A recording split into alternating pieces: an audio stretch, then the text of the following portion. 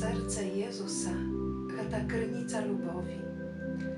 Kali хочеш lubić Boga i bliźniego, uglądaj się u serca Jezusa, proslawляй Його і проси.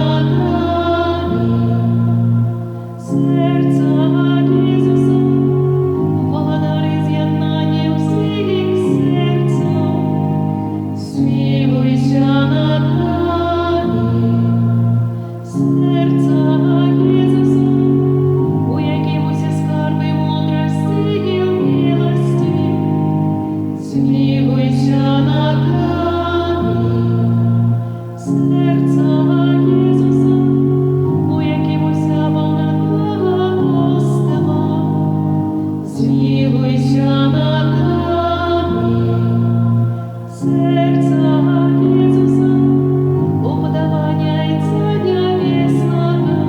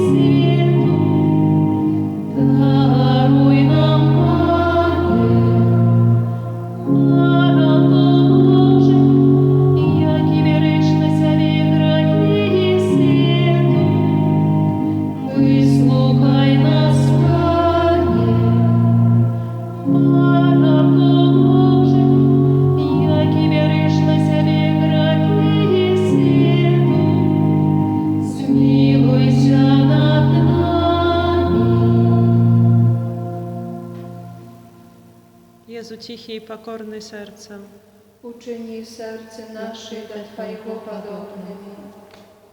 Molim się. Всемогутный вечный Боже, глянь на серце наимилейшего Сына Своего, на хвалу и охвяру, яку Он складає Тобі за нас грешних. Змилуйся над тими, хто просить Твоєї милосердності, і даруй їм у ім'я Сина Своего Єсуса Христа, який з Тобою живе і владарить на віки вічні. Amen. Присвячення роду людського найсвятейшому серцю Єзуса. О Єзу наймилейший Откупитель роду людського, глянь на тих, хто покорно схиляється до подножа Твоєго алтара. Ми Твоя власність і Тобі належить хоче. Сьогодні кожен з нас щиро віддається найсвятейшому серцю Твоєму, каб ще більше з'єднатися з Тобою.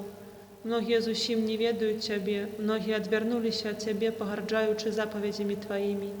Змилуйся над одними и другими, о Єзу найласкавіший, і притули усіх до святого серця Свого. Благодаром будь нам, о Єзу, не тільки вірникам, які ніколи не відступилися від Тебе, але й синам марнотравним, які Тебе покинули. Допоможи, каплятних очей вернулися яни в батьковський дом і не згинули від нестачі і голоду.